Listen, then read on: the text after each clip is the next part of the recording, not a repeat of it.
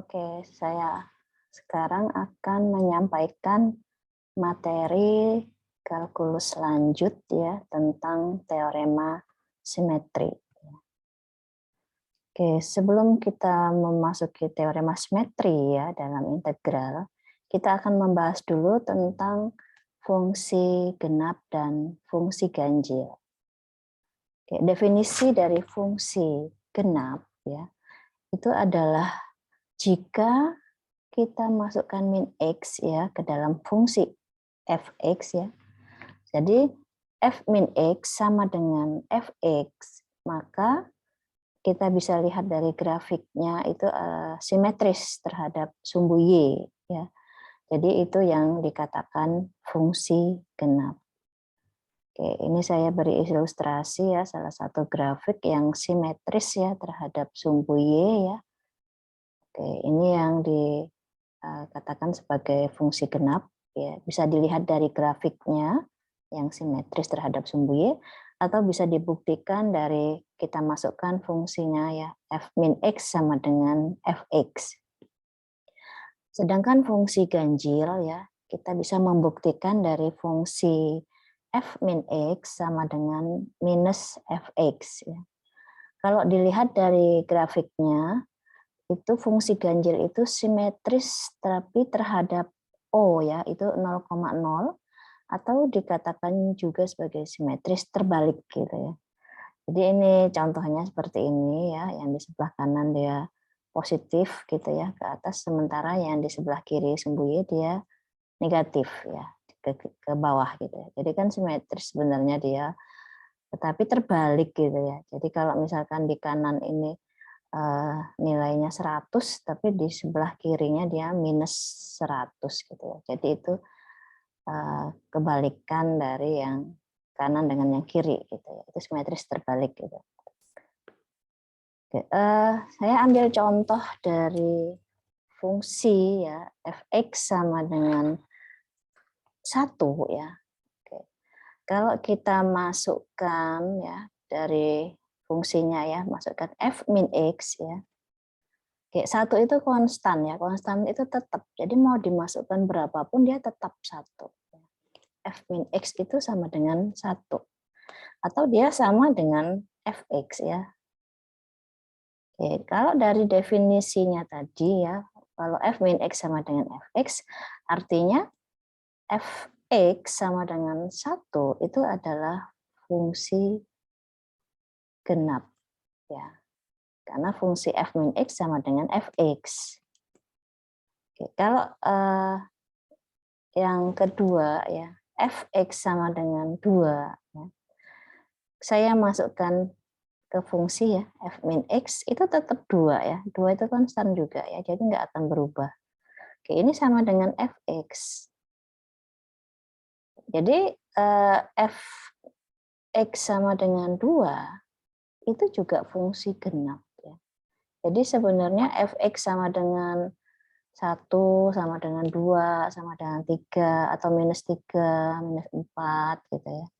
Atau fx sama dengan setengah itu konstan semua ya. Itu secara keseluruhan fx sama dengan k itu adalah fungsi genap ya. Semuanya tetap dengan fx ya. Jadi di sini k itu adalah konstanta bilangan real ya. Jadi bisa 1, 2, 3, 4, 5 gitu ya. Jadi minus juga bisa ya, minus 2, minus 3, minus 4 gitu, minus setengah. Nah, semua fungsi konstan itu adalah fungsi genap ya.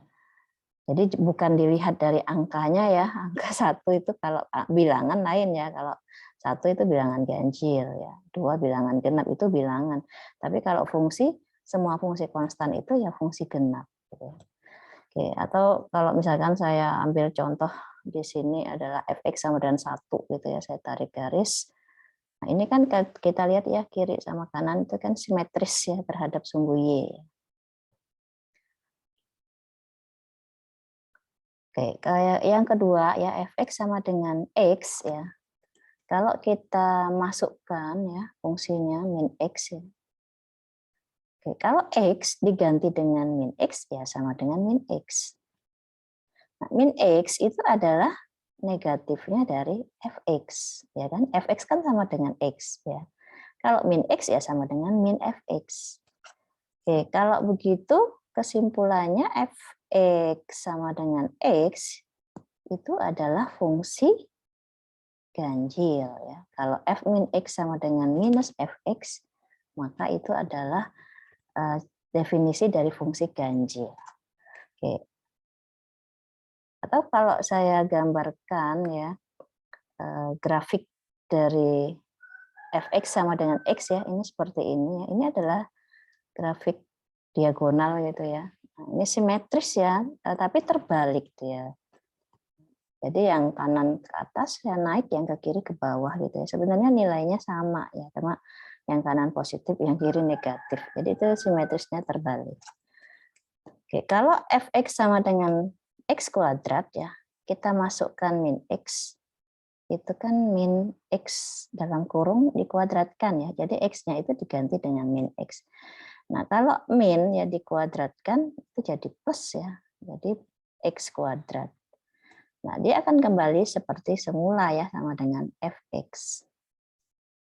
Jadi kalau f min X sama dengan Fx artinya apa? Fx ini ya, X kuadrat itu adalah fungsi genap ya. Karena f min X-nya sama dengan Fx. Oke, kalau kita lihat dari grafik juga ya, grafiknya X kuadrat ini ya, ini fungsinya X kuadrat ya, parabola ya. Nah, dari kanan sama kiri ini kan simetris ya, tapi simetrisnya terhadap sumbu Y ya. Jadi kanan sama kirinya seperti cermin ya, itu adalah simetris. Kalau ini simetris tapi terbalik ya terhadap O ya, 0,0. Oke, kita lanjut ke X pangkat 3 ya. Dengan cara yang sama ya, membuktikan fungsi genap ganjil itu masukkan min X ya.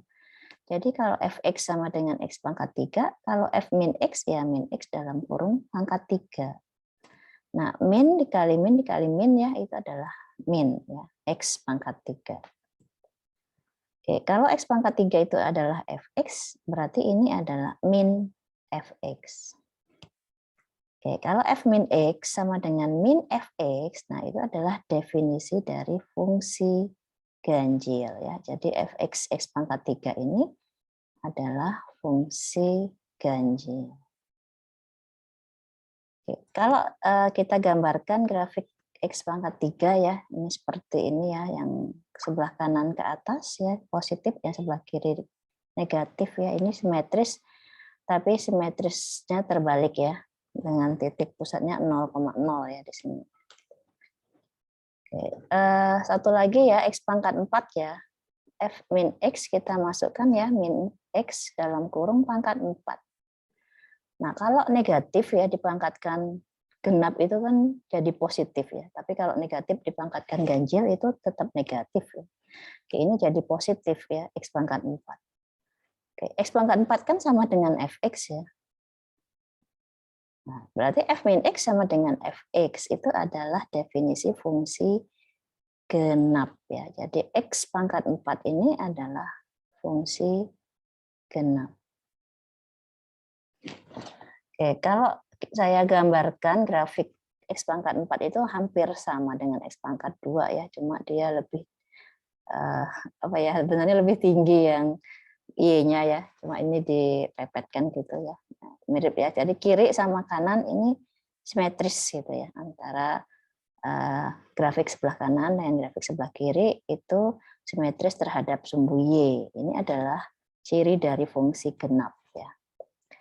Oke, jadi dari contoh yang X ya, X pangkat 2, X pangkat 3, X pangkat 4 ya, kita bisa simpulkan ya. Tadi yang X kan fungsinya ganjil, X pangkat 2 genap, X pangkat 3 fungsi ganjil, X pangkat 4 fungsi genap. Maka kalau kita buat kesimpulan ya, Fx ya sama dengan X pangkat N, itu adalah fungsi ganjil jika N-nya ya, pangkatnya ya itu pangkatnya ganjil. Ya kan, tadi X pangkat 3 tadi contohnya ya. X pangkat 5, X pangkat 7 juga ganjil, itu adalah fungsi ganjil. X pangkat N itu fungsi genap jika N itu pangkatnya itu juga genap gitu ya. Jadi X pangkat 2, X pangkat 4, X pangkat 6, X pangkat 8 dan seterusnya ya. Semua itu fungsi genap. Jadi nanti kalau ada di soal tidak perlu dibuktikan lagi ya, kita sudah ambil contoh tadi. Nah, itu sudah dibuat kesimpulan ya. Jadi kalau X pangkat N, kalau pangkatnya ganjil dia fungsi ganjil, kalau pangkatnya genap dia fungsi genap gitu. Jadi kalau nanti ada di soal X pangkat 7 itu adalah fungsi ganjil. Kalau di soal nanti ada X pangkat 10 itu fungsi genap. Jadi langsung aja ya, dilihat dari pangkat. Oke, sekarang contoh yang untuk fungsi trigonometri ya, sin. Kalau sin ya, kita tahu sifat trigonometri ya, f kita masukkan dulu f min x ya. Sin dalam kurung min x. Nah, untuk sifat trigonometri sin min x itu sama dengan min sin x. Oke, jadi sama dengan negatifnya dari fx ya, karena fx-nya adalah sin x. Nah, kalau min sin x itu adalah min fx. Oke, artinya apa? Kesimpulannya ya, fx ya sama dengan sin x itu adalah fungsi ganjil ya. Kalau f min x sama dengan min fx. Oke, kalau kita gambarkan ini fungsi sin ya, fungsi sin. Jadi ini kita lihat ya, ini sebagai patokannya di sumbu Y ini ya, yang sebelah kanannya dia ke atas gitu ya, di sebelah kirinya ke bawah. Ya, ini kan terbalik ya sebenarnya ya, dia simetris terhadap O ya 0,0. Itu adalah fungsi ganjil. Sedangkan cos ya, fungsi cos ya, kalau kita masukkan f min x ya, cos min x dalam fungsi trigonometri ya, cos min x itu sama dengan cos x. Oke, berarti kalau cos x sama dengan fx ya. F min x sama dengan fx artinya itu adalah fungsi genap ya. Jadi fx sama dengan cos x itu adalah fungsi genap. Kalau kita gambarkan fungsi cos ya seperti ini, fungsi cos ya. Jadi kanan sama yang kiri ya, itu kan simetris nih. Jadi kayak cerminan ya. Nah, yang di atasnya positif, yang kanan positif, kiri positif. Yang kanan negatif, yang kiri negatif. Nah, ini kan simetris terhadap sumbu Y ya, itu adalah ciri dari fungsi genap. Jadi sin itu fungsi ganjil, cos adalah fungsi genap.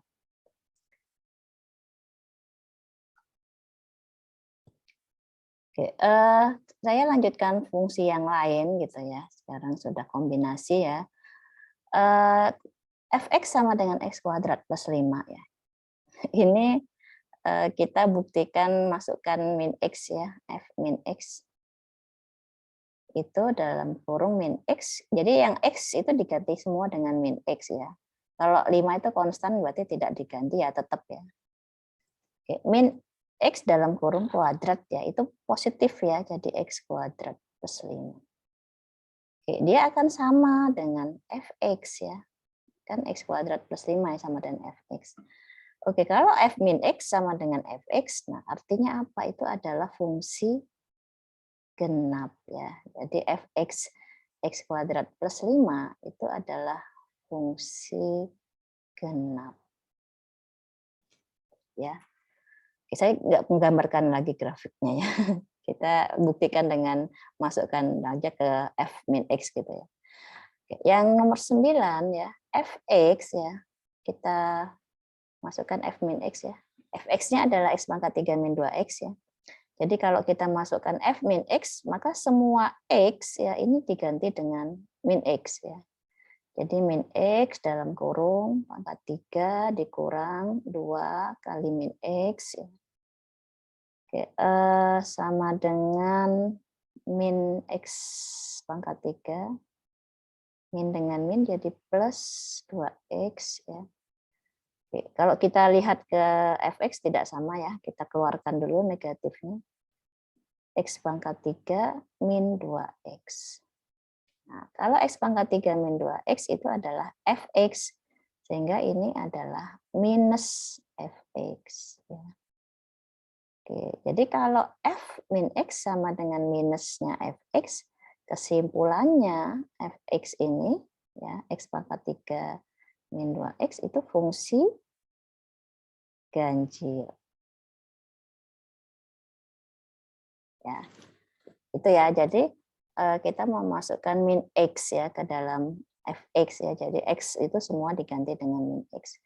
Kalau dia kembali ke fungsi semula ya sama dengan fx ya, itu artinya fungsi genap. Tapi kalau kita masukkan f min x itu sama dengan negatifnya fx ya, itu fungsi ganjil gitu aja ya. Jadi masukkan ke f min x. Ini nggak harus digambarkan grafiknya, nggak masalah gitu ya. Kalau mau dicek dari grafiknya juga silakan. Kalau simetris terhadap sumbu Y dia fungsi genap, kalau simetrisnya terbalik ya, atau simetris terhadap O 0,0 itu ganjil. Sekarang nomor 10 ya. Oke, kita masukkan lagi ya ini untuk menanyakan apakah ini fungsi genap atau fungsi ganjil.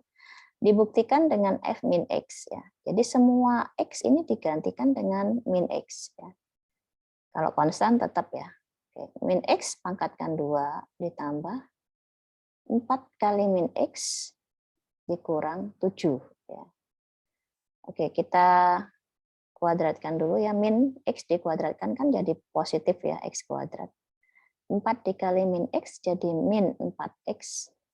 Terus min 7-nya tetap ya. Oke, kalau kita bandingkan dengan fx sama nggak ini? X pangkat 2 min 4x min 7. Sedangkan fx-nya x pangkat 2 plus 4x min 7. Itu nggak sama ya. Berarti ini tidak sama dengan fx.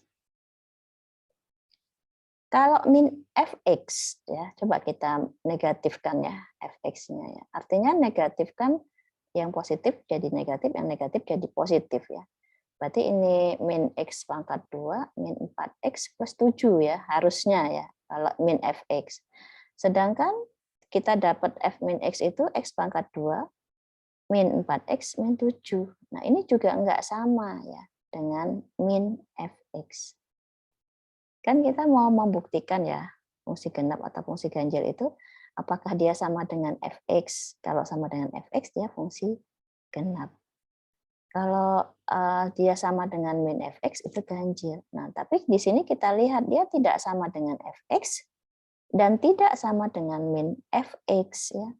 Artinya apa? Ya bukan dua-duanya ya. Jadi ini bukan fungsi genap dan bukan fungsi ganjil ya. Jadi fungsi itu tidak semua fungsi itu simetris ya. Ada fungsi yang biasa-biasa saja ya, jadi fungsinya tidak simetris gitu ya. Jadi dia bukan fungsi genap dan bukan fungsi ganjil. Ya. Kalau fungsi genap atau fungsi ganjil itu salah satu ya, tidak mungkin dua-duanya fungsi genap dan fungsi ganjil nggak ada ya. Jadi kalau dia fungsi genap ya fungsi genap, kalau dia fungsi ganjil saja. Nah, tapi ada juga yang bukan dua-duanya ya, karena dia bukanlah fungsi yang simetris gitu. Jadi bukan genap dan bukan fungsi ganjil.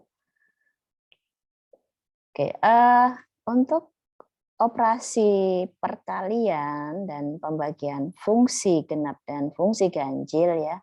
Ini jadi biar lebih cepat gitu ya nanti kita menentukan fungsi genap apa fungsi ganjil ya.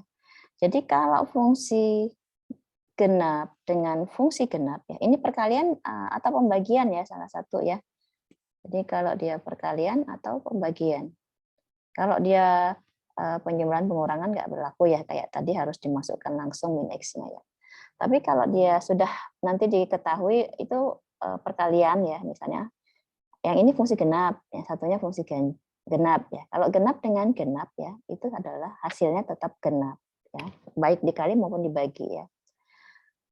Tapi kalau fungsi genap ya kita kalikan dengan fungsi ganjil atau kita bagi dengan fungsi ganjil itu akan menjadi ganjil ya. Atau ganjil dengan genap ya. Jadi fungsi ganjil dikalikan dengan fungsi genap atau fungsi ganjil dibagi dengan fungsi genap itu akan jadi fungsi ganjil. Oke. Sedangkan fungsi ganjil dengan fungsi ganjil ya dibagi atau dikali ya fungsi ganjil dikali fungsi ganjil atau fungsi ganjil dibagi fungsi ganjil itu akan menjadi genap. Ya. Jadi karena tadi ya dari definisi fungsi genap tadi kan f min x sama dengan fx ya itu kalau genap itu positif. Kalau ganjil tadi kan F min X sama dengan min Fx, artinya negatif. Ya. Jadi sama seperti ini, positif ya, genap.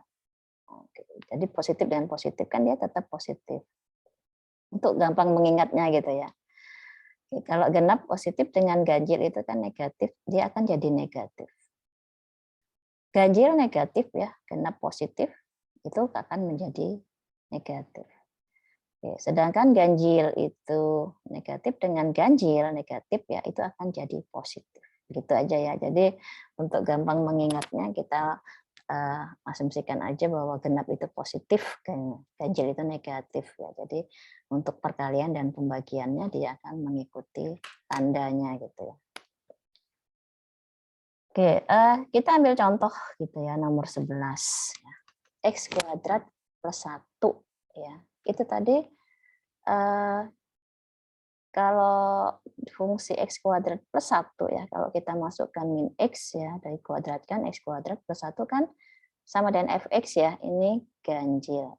Ini genap, fungsi genap ya. Sin tadi sudah kita buktikan dia adalah ganjil. Ya, ini fungsi genap, ini fungsi ganjil.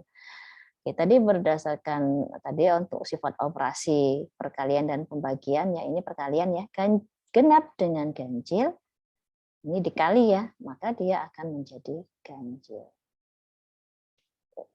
Jadi fungsi ini adalah fungsi ganjil. Gitu ya, kesimpulannya fungsi ganjil.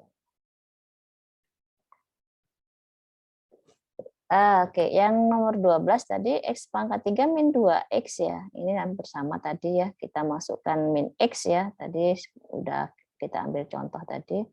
Ini adalah ganjil ya, fungsi ganjil ya, karena nanti ini adalah negatifnya Fx.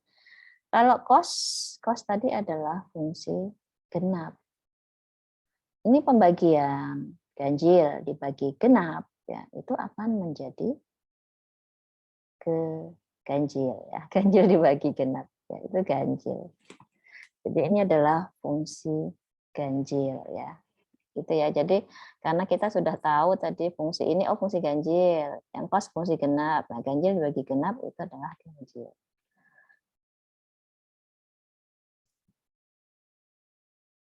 Oke, sekarang kalau yang nomor 13 ya, 13 ini X pangkat 4 dengan tangen kuadrat X. X pangkat 4 ya, kita tadi tahu ya X pangkat N ya, kalau pangkatnya genap dia fungsi genap, kalau pangkatnya ganjil dia fungsi ganjil. Kalau pangkat 4 kan genap ya. Tangen, ya tangen belum saya bahas tadi ya, itu adalah fungsi sin dibagi cos ya, sin X per cos X.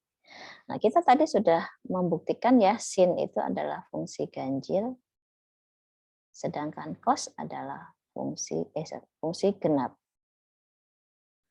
Kalau ganjil dibagi genap ya, maka tangen ini adalah fungsi ganjil, ya kan? Ganjil PS genap ya, itu jadi ganjil.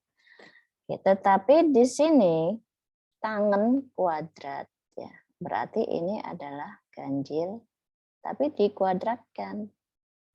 Artinya ganjil dikali ganjil ya, dia akan menjadi genap ya.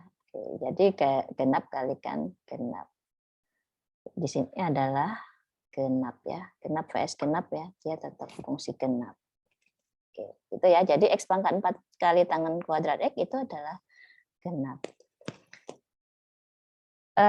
Yang nomor 14 ya, X pangkat 5 ya. X pangkat 5 tadi kita sudah buktikan ya pangkatnya ganjil ya. Itu fungsi ganjil. Sin tadi adalah fungsi ganjil ya. Sin itu fungsi ganjil. Tetapi kalau kita pangkatkan 3 ya, dalam kurung ya, pangkat 3. Ganjil dikali ganjil ya. Ganjil sama ganjil kan genap. Nah, dikalikan ganjil lagi dia tetap ganjil ya. Maka ini ganjil dibagi ganjil. Oke. Kalau ganjil vs ganjil dia akan menjadi genap. Gitu ya. Jadi tadi kita sudah ambil contoh beberapa kalau dia untuk perkalian dan pembagian ya, Ketika kita tahu, oh ini genap gitu ya. Oh, dibagi ganjil itu akan jadi ganjil. Atau ini ganjil, yang bawah ini ganjil. Oke, itu akan menjadi genap. Sin itu ganjil ya. Tapi kalau dia sin itu pangkatnya genap, itu dia akan jadi genap. Ya. Karena ganjil kali ganjil itu akan jadi genap. Tapi kalau sin itu dipangkatkan ganjil, dia tetap ganjil ya. Beda dengan kos ya. Kos itu kan genap. Kalau kos dipangkatkan berapapun, dia tetap genap. Ya kan? Genap pangkat 2, genap pangkat 3, tetap genap ya. Karena genap dikali genap, kali genap ya tetap genap. Tapi beda dengan ganjil. Kalau ganjil itu, kalau dia ganjil dengan ganjil, dia genap. Tapi kalau dikalikan ganjil lagi, dia jadi ganjil gitu ya.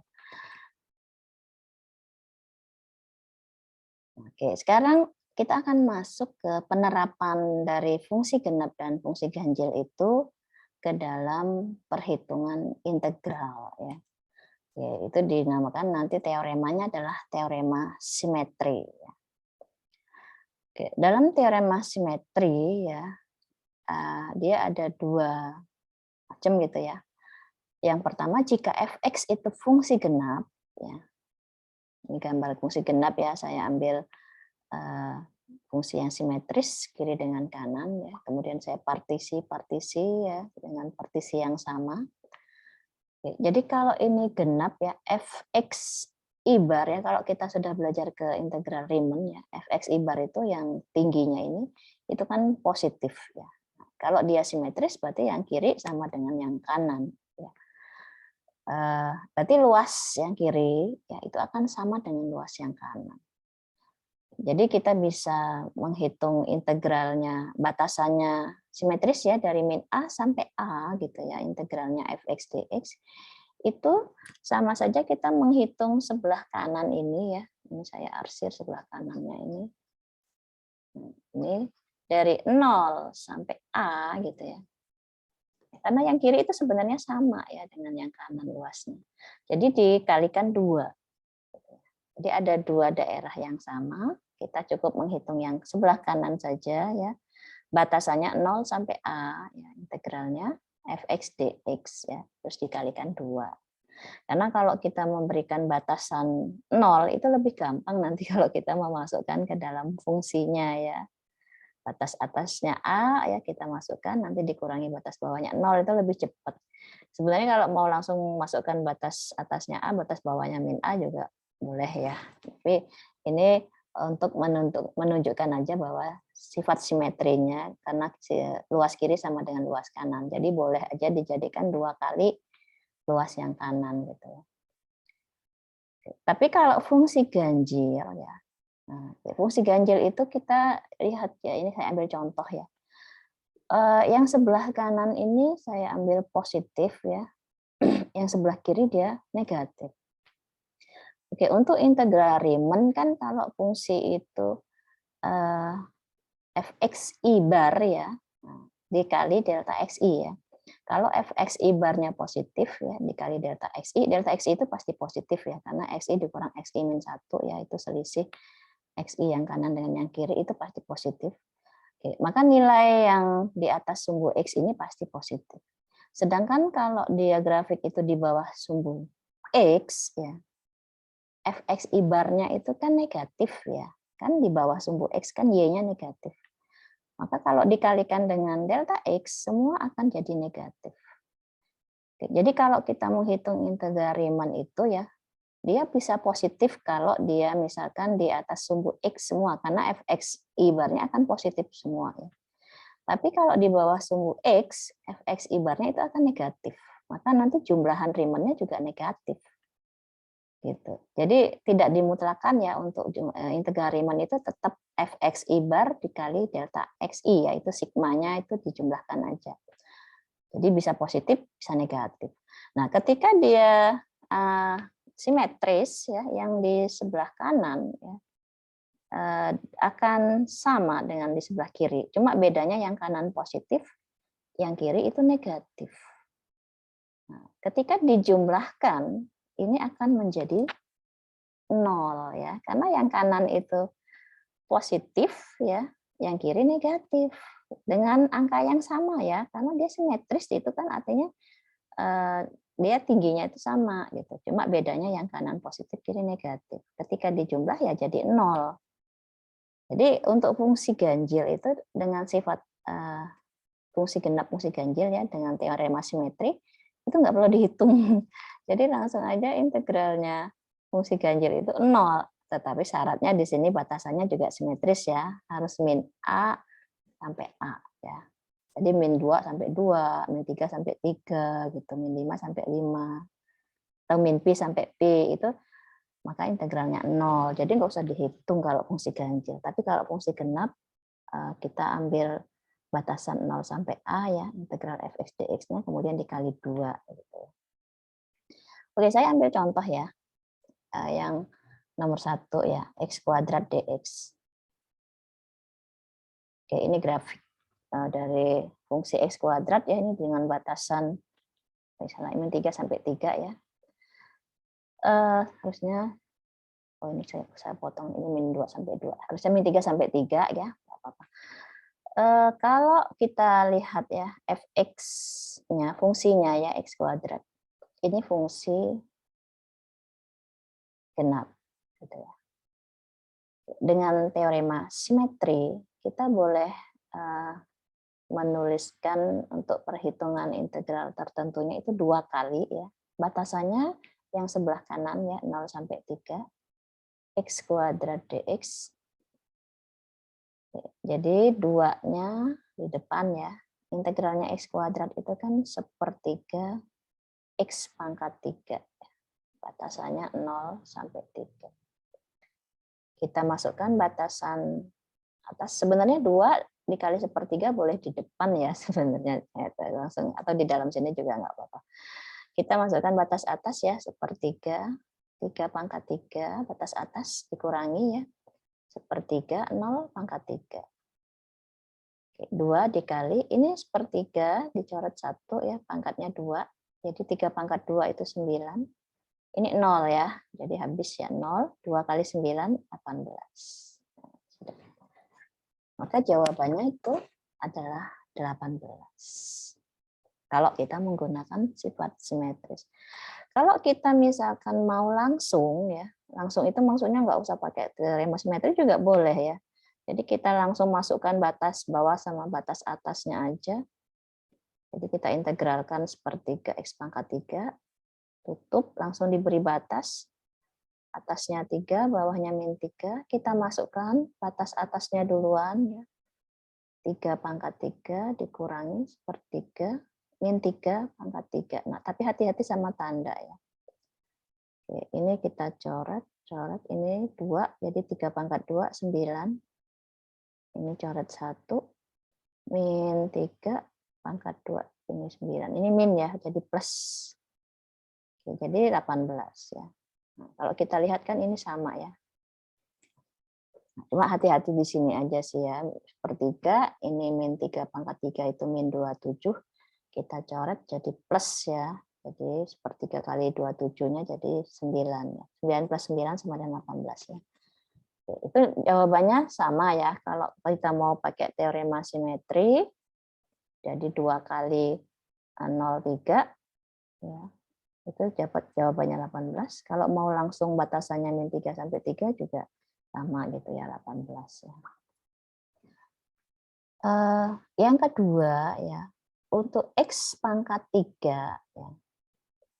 X pangkat 3 ini kalau kita lihat ya fx x pangkat 3 tadi sudah kita buktikan ya, ini pangkatnya ganjil ya. Ini kan fungsi ganjil. Ya kan? Nah, kalau kita pakai teorema simetri, ini nggak usah dihitung loh. Integralnya x pangkat 3 dx karena dia batasnya simetris ya, min 3 sampai 3. Ini fungsinya juga fungsi ganjil gitu ya. Udah langsung dijawab 0. Iya kan? Itu sudah teorema. Teorema itu adalah suatu teori dalam matematika yang sudah dibuktikan kebenarannya ya. Itu pasti benar. Nah, kalau nggak percaya ya kita hitung deh integralnya min 3 sampai 3 x pangkat 3 dx. Integralnya x pangkat 3 kan 1/4 x pangkat 4. ya. Kita tutup, kasih batas. 1/4 tuh boleh di dalam kurung, boleh di luar ya, itu kan konstanta pengalih, saya taruh di depan aja ya. Ini -3 sama 3. Oke, 1/4-nya di depan. Kita masukkan yang atas dulu ya, 3/4. Dikurangi yang bawah -3/4, tutup ya. Oke, 1/4. 3/4 itu berapa? 81 ya, 81. Dikurangi -3/4 itu juga positif ya, 81. Nah, 81 dikurangi 81, habis ya 0 ya. Nah, 1/4 kali 0 kan jawabannya 0. Nah, ini kalau mau dihitung silakan aja, tapi jawabannya pasti 0 karena dia fungsi ganjil. Jadi dia menggunakan teorema simetri kita nggak perlu ngitung karena dia pasti 0. Tapi kalau nggak percaya kita masukkan aja fungsinya, batasnya ya ke dalam hasil integralnya, pasti jawabannya 0 gitu. Atau kemarin saya pakai integral Riemann ya, yang soal yang saya berikan di integral Riemann itu, ini adalah fungsi yang saya partisi gitu ya, di sini 0, 1, 2, 3 ya, partisi dengan jarak yang sama. Ini -1, -2, -3. Oke, kemarin sudah kita hitung ya, saya suruh pakai Excel gitu ya, dalam bentuk tabel. Nah, di sini ada I-nya ya, batasnya -3 sampai 3, itu ada 6 partisi ya, 0, 1, 2, 3, 4, 5, 6 itu I-nya. XI-nya itu dari -3, -2, -1, 0, 1, 2, 3. XI bar itu adalah titik tengah ya. Jadi titik tengah antara -3 sama -2 itu -2,5, -2 sama -1, -1,5, 1 sama 0 itu -0,5, 0 dengan 1, 0,5 ya titik tengahnya. Kemudian 1 dengan 2 itu 1,5, dan 2 dengan 3 titik tengahnya 2,5. Itu XI bar, yaitu titik tengah antara XI dengan XI-1. Oke, kita masukkan ke F XI bar ya. Itu masukkan ke dalam fungsinya f x-nya itu adalah x pangkat 3 ya. Jadi masukkan XI bar pangkat 3. Ini -15,625, -3,375, -0,125. Oke, jadi antara kiri dengan kanan itu jadi yang ini positif, yang ini negatif, ini positif ya. Nilainya sama nih. Kemudian yang -3,375 negatif, ini positifnya. Yang ini -15,625 negatif, ini positif ya. Nilainya sama ya, cuma yang kiri negatif, yang kanan positif gitu ya. Nah, ketika kita jumlahkan ya sigma itu baru penjumlahannya ya, belum RP-nya ya. RP itu Riemann partition-nya, itu jumlahan Riemann-nya. Kalau baru nulis sigma itu baru jumlah ya. Nah, sigma itu adalah sigma fx ibarnya. Kita jumlahkan ya, itu dapatnya 0. Delta itu adalah selisih antara xi dengan xi-1 ya. Itu 1 ya jaraknya deltanya. Oke, jadi ketika menghitung RP ya, Riemann partition atau jumlahan Riemann, itu sigma fxi ya dikali delta. Jawabannya 0.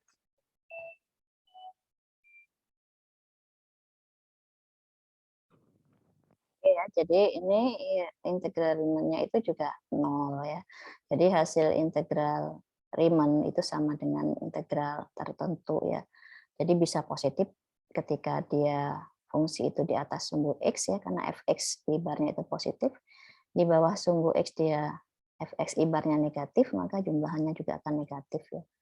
Nah, ketika kita gabungkan antara kiri dengan kanan karena fungsi ini simetris ya, jadi jawabannya bisa 0 ya. Jadi hasil integral itu bisa positif, negatif, dan bisa 0 gitu. Kita lanjut contoh yang berikutnya ya, untuk integral min 5 sampai 5 ya. 1 tambah 2x min 3x kuadrat min 4x pangkat 5 ya. Ini ya ambil ada 4 nih fungsinya ya. Karena panjang seperti ini ya, sebenarnya kita bisa pilah-pilah ya. Ketika itu fungsi ini kan, kalau integral itu kan sebenarnya sifat integral itu boleh aja dipisah-pisah ya. 1 dx ya, 2 integral x dx. Jadi konstanta boleh di luar ya. Ini x pangkat 2 dx. 4 juga di luar, integralnya x pangkat 5 dx. Batasnya kan min 5 sampai 5 semua ya, ini simetris ya. Kalau batasnya nggak simetris, teorema ini nggak berlaku ya. Kalau batasnya misalnya 1 sampai 5 gitu, ya nggak bisa pakai teorema simetri ya. Atau misalnya 0 sampai 5 juga nggak bisa ya. Tapi harus batasnya min A sampai A. Oke, tadi kalau berdasarkan sifat dari teorema simetri ya, ini 1 tadi fungsi genap ya. Jadi ini genap. Ya. Yang X ganjil. Nah, jadi ini ganjil. Kalau ganjil kan integralnya 0 ya. Ini genap. Kalau genap tidak ya, tetap dihitung. Oke, yang ini ganjil ya. Kalau ganjil, integral min 5 sampai 5-nya juga x pangkat 5 dx itu 0. Jadi ketika dia 0, ya nggak usah dihitung gitu. Jadi itu mengurangi perhitungan gitu ya, biar lebih efisien, lebih cepat ngitungnya ya. Jadi ini genap, ganjil, genap, ganjil. Yang ganjil dihilangkan saja, karena dihitung pun nanti nilainya juga 0 ya. Kita ambil yang genap aja. Sebenarnya mau digabungkan kembali boleh aja sih ya. Misalnya langsung aja ya, ini genap ya. Sorry, ini bukan bilangan, tapi fungsi genap. Ini fungsi ganjil. Kalau mau langsung boleh ya, ini genap. Ini ganjil gitu ya. Nah, jadi yang ganjil-ganjil itu pasti 0. Jadi ambil yang genap aja. Jadi kita mau gabungkan kembali juga boleh sih. Nggak usah diintegralkan satu-satu. Oke, kita tulis dulu ya. Jadi integralnya sisanya tinggal 1 min 3x kuadrat. Kalau mau menggunakan teorema simetri, sebenarnya kalau untuk fungsi genap itu opsional ya. Mau boleh menggunakan teorema simetri atau mau langsung masukkan batas atas dan batas bawah, itu silahkan saja, sebenarnya nggak masalah. Kalau teorema simetri dia pakai 2 ya. Batasannya kan diambil yang tengah ya, 0 sampai 5 ya. 1 min 3x kuadrat. Kemudian kita integralkan aja ya. 1 itu x ya. 3x kuadrat, 3 dibagi 3, 3/3, 1 ya, x pangkat 3. Oke, kita kasih batas 0,5 ya. Hingga 2 dikali batas atas dulu ya, 5 dikurang 5 pangkat 3, tutup, dikurangi batas bawahnya 0 ya. Oke, jadi 0 itu sebenarnya untuk mempermudah perhitungan aja. Ini sebenarnya nggak usah dihitung, dia jadi 0 ya. Oke, jadi 2 kali 5 dikurang 125 ya. Artinya 2 dikali min 120. Min 240.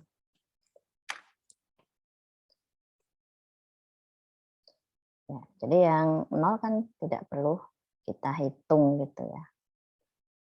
Jawabannya min 240 gitu ya. Jadi kita untuk fungsi yang banyak gitu ya, kalau dia ada genap ada ganjil, yang ganjil dihilangkan aja, sisakan yang sebenarnya bukan cuma yang genap ya, disisakan itu yang bukan ganjil gitu aja ya. Jadi bisa saja dia yang genap atau bukan genap dan bukan ganjil.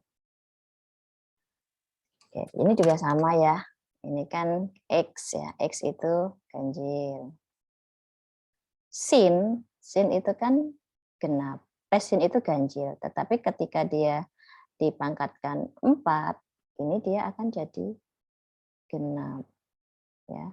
Nah, ketika ganjil dikalikan genap, ya ini, maka fungsi ini akan jadi ganjil. Kalau ganjil ini jadi 0 ya, nggak usah dihitung gitu ya. X pangkat 7 itu juga ganjil.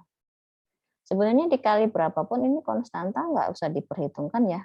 Jadi yang kalau dia fungsi ganjil ya dikali berapapun dia tetap ganjil. Kalau konstan itu nggak ngaruh gitu di sini. Nah, ini ganjil, ini juga 0. Nah, tinggal yang ini. Nah, ini genap, X pangkat 4.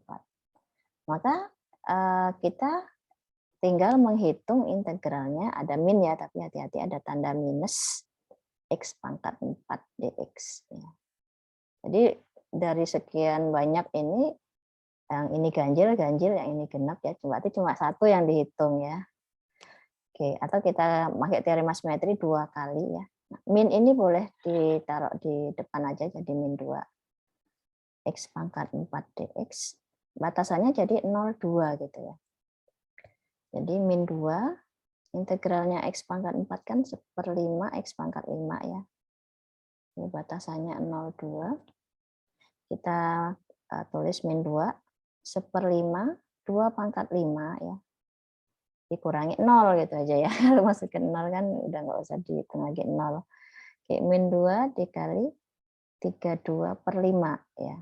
Kali ya ini. Jadi minus 64/5. Oke, kalau kita jadikan desimal gitu ya, minus 12,8. Kalau ini satu angka di belakang koma ya. Kalau dua angka ya min 12,80 gitu ya. Sudah ya, jadi ini kita lebih sederhana ngitungnya x pangkat 4-nya aja yang dihitung gitu. Jadi kalau kita nggak tahu teorema simetri ini kita akan bingung nih ya antara x kali sin pangkat 4x gitu. Itu kalau menggunakan integral tak tentu nggak bisa dihitung gitu. Nggak bisa diselesaikan, dia harus pakai partisi ya, menggunakan integral Riemann ini. Jadi harus dipartisi-partisi dulu, padahal nanti begitu dihitung-hitung juga nanti hasilnya juga 0. Karena dia sebenarnya fungsinya ganjil antara kiri dengan kanan tuh simetris terbalik gitu. Jadi satu negatif yang kanan bisa negatif sama positif gitu ya. Jadi dia diubahkan jadi 0 gitu. Jadi yang x pangkat 7 juga sama, itu juga fungsi ganjil. Jadi kalaupun di partisi-partisi nanti banyak-banyak hitungnya tetap hasilnya juga 0 itu. Oke, satu lagi ya contohnya ya nomor 5 ya. Nah, ini tadi sudah kita buktikan sebenarnya. Kalau enggak ya dibuktikan dulu aja dengan masukkan f min x ya. Ini tadi kita sudah membuktikan ini adalah ganjil ya. Nah, ketika ganjil dipangkatkan 5 ya, ini akan tetap ganjil ya. Ganjil. Oke, kalau cos ini genap ya. Ketika ganjil kita kalikan genap, ini ganjil. Udah kalau ganjil gak usah dihitung lah, 0 sih. Ya, ini juga ini ganjil. Pembagian dan perkalian ya yang bisa ganjil dengan genap ya. Ini juga genap. Nah, ketika ganjil kita bagi dengan genap itu jadi ganjil. Ini juga 0 ya, nggak usah dihitung. Ya, tinggal cos aja ya. Kalau cos ini ganjil ya sudah 0 habis gitu ya. Tapi kalau ini genap ya nggak bisa ya, masih sisa ya. Itu genap. Oke, jadi tinggal kalau mau langsung pakai teorema simetri 2 kali ya 0pi integralnya cos x dx. Integralnya cos adalah sin x. Oke, saya tutup ya, saya kasih batas 0pi. Oke, 2 kali kita masukkan batas atasnya sin pi. Sin pi 180 derajat ya, dikurangi sin 0. Sin pi itu 0 ya. Sin 0 juga 0. Nah, oke, tapi jawabannya 0 ternyata ya. Jawabannya juga sama 0 ya. Oke, itu kebetulan aja ya, karena cos itu kan diintegralkan jadi sin. Nah, sin pi sama sin 0 itu sama-sama 0, jadi jawabannya 0 ya. Oke, ini untuk latihannya ya, silahkan nanti dicoba, dikerjakan gitu di rumah untuk latihan. Oke, nanti kalau ada yang tidak bisa boleh tanya ke saya ya. Saya kira untuk materi teorema simetri cukup sekian aja ya dari saya ya. Saya tutup. Assalamualaikum warahmatullahi wabarakatuh.